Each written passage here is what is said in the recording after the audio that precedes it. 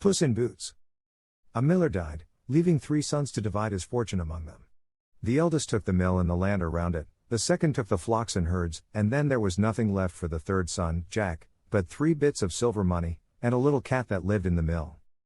"This is all very well," said Jack, "and the cat is a fine little cat and can feed on the mice it catches, but I do not see how I am to live on 3 pieces of money." "Oh," answered his brothers, "you will have to start out in the world and do the best you can for yourself." Jack took the little cat and started out. "Do not be uneasy, master," said the little cat. "You have 3 silver pieces. Take them and buy me a little pair of boots and a bag, and I will make your fortune for you." Jack did not like to spend his money on a pair of boots for a cat, but he knew he was a wise little animal, so he did as he said. He went to a tailor, and for the 3 pieces of silver the tailor made him the prettiest pair of little boots that ever were seen, and when Puss drew them on they fitted exactly. The tailor also gave Jack an old bag that lay in the corner, and for which he had no use. Puss led Jack off into the country, and then he bade him sit down by the roadside and wait for his return. The little cat ran off into a wood nearby, where there were a great many rabbit holes, and there he managed to catch 2 fine fat rabbits. He put the rabbits in the bag and trotted away in his neat little boots until he came to the king's palace. There he asked to see the king, and a cat in boots was such a strange sight that he was at once brought before his majesty. The courtiers nudged each other and laughed when the cat came into court, but Puss marched up to the king and bowed low before him. "Your Majesty, my master, the Marquis of Carabas, has sent you a present of these 2 fine fat rabbits for your supper," said he, and he took out the rabbits and presented them to the king. The king was very much pleased. He ordered a piece of money to be given to Puss, and bade the little animal thank his master for the fine present he had sent. Puss ran back to where Jack was waiting, and gave him the piece of money. "There," he said. "That is enough to pay for a bed and a supper at the inn." The next day Puss set off for the forest again, and this time it was a pair of fine fat partridges that he caught and carried to the king. "They are sent by my master, the Marquis of Carabas," said Puss. Again the king sent his thanks to the Marquis, and gave Puss a piece of money, which the little cat carried back to his master, and it was enough to buy Jack food and lodging. So it went on day after day. Every day Puss caught some fine game in the forest and took it to the king with the compliments of the Marquis of Carabas, and every day the king thanked the cat and gave him a piece of money. The king began to wonder who the Marquis of Carabas was and where he lived. He began to think the Marquis was a very generous fellow. One day the king went out for a pleasure ride with his daughter, and many of his court rode with him. Puss came in haste to his master. "Come quick," he cried. "We have done well enough so far, but the time has now come when I will make your fortune." The cat then led Jack to a river, where he knew the king would pass before long. He then bade Jack take off his clothes and hide them under a rock, and then stand in the river up to his neck. Jack did this, though the water was so cold it made him shudder, and he did not know how Puss was to make his fortune in this way. Puss waited until he saw his master well in the river, and then he ran to the road along which the king was coming. "Help! Help!" he cried. "Oh, help! My master, the noble Marquis of Carabas. He will surely drown." "What is the matter?" asked the king, stopping his coach, and the princess and all the courtiers listened. "Oh, your majesty," cried the cat. "My noble master. He was attacked by robbers and they robbed him of everything and threw him in the river, and unless he receives help he will surely drown."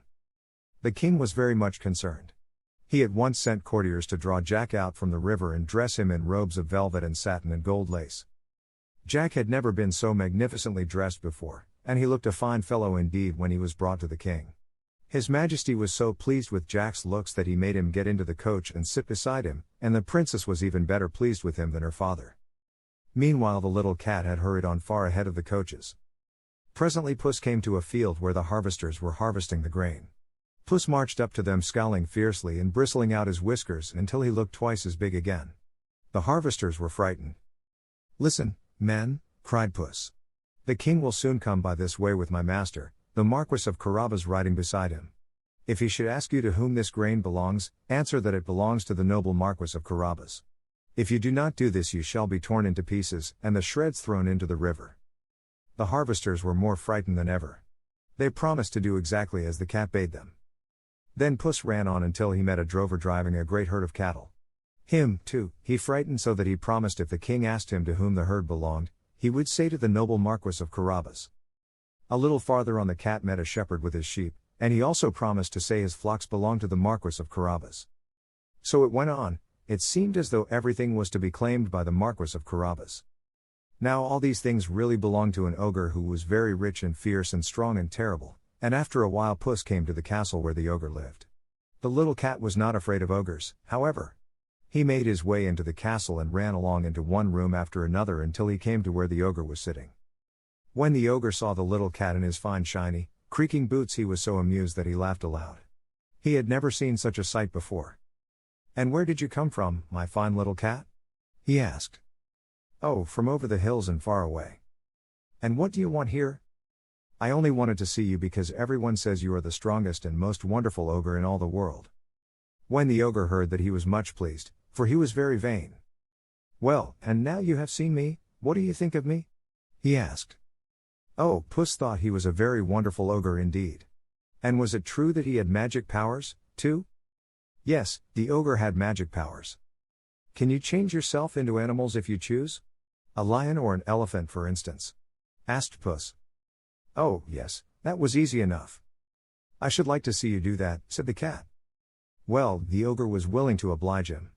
At once he turned himself into a lion, for he really had that power, and he was a very terrible-looking lion indeed. He roared and lashed his tail and his mane bristled. The ogre changes himself into a lion.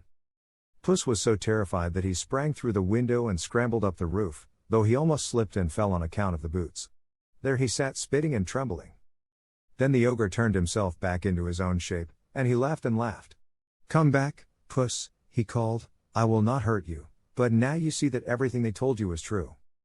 Puss came scrambling back into the room, and he looked very meek and timid. "Yes, I see it was all true," he said. "But, Mr. Ogre, could you turn yourself into a small animal as well? That must be a great deal harder. Could you turn yourself into a mouse?" Yes, the ogre could do that, too, and at once he turned himself into a mouse, and ran, scampering gaily about the room. But he did not scamper long. Psst. With a bound, Puss caught him and swallowed him down in a moment before he could even squeak, and that was the end of the ogre. Meanwhile the king and the princess and Jack were rolling along together in the fine coach and talking pleasantly together. The king was so pleased with Jack's talk that he told the coachman to drive slowly, so they could have the more time together. Presently they came to the field of grain where the harvesters were at work. "That is a fine field of grain," said the king, and he leaned from the coach and called to the harvesters to know to whom the grain belonged. "To the noble Marquis of Carabas," answered the harvesters. The king turned to Jack. "My dear Marquis, why did you not tell me it belonged to you?" "I had forgotten," answered Jack. Soon after they came to the drover. The king admired the herd of cattle and asked the drover to whom they belonged. "To the noble Marquis of Carabas," answered the drover. The king turned to Jack, and complimented him upon his herds. He began to think the Marquis must be very rich. Then they came to the shepherd, and it was the same thing, his flocks belonged to the Marquis of Carabas. In the forest the woodsman said that would belong to the Marquis. It seemed as though the Marquis were richer than the king himself.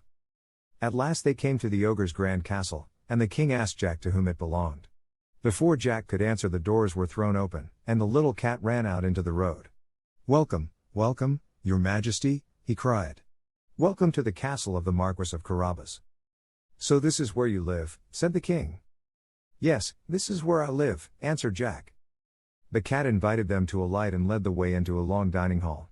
There the servants had prepared a magnificent feast, for now they, as well as the castle and everything in it, belonged to Jack. The king and the princess took their places at the table, and Jack sat between them.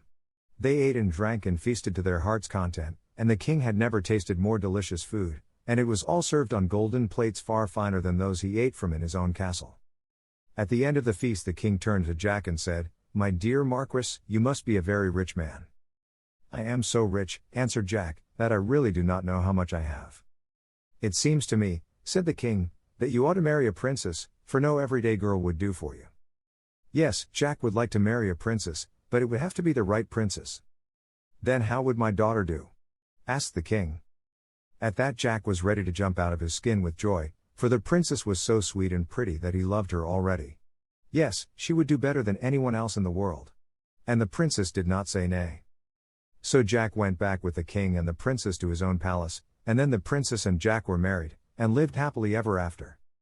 The little cat lived in the palace with them, and always the softest cushion, and the warmest corner by the fire were left for him. As for Jack's brothers, when they heard of the good fortune that had come to Jack, and how he had won a princess for a wife, they wished they had kept Puss and given him the mill and the flocks and herds.